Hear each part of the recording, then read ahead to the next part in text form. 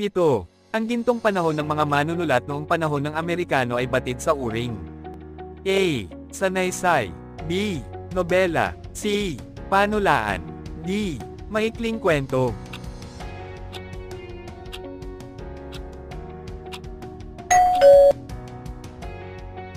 8. Alin sa mga sumusunod ang may wastong gamit ng tinig ng pandiwa? A. Ang hinog na papaya na kinuha sa puno ni Marie. B. Kinuha ni Marie ang hinog na papaya sa puno. C. Kinuha sa puno ang hinog na papaya ni Marie. D. Papayang hinog ang kinuha sa puno ni Marie.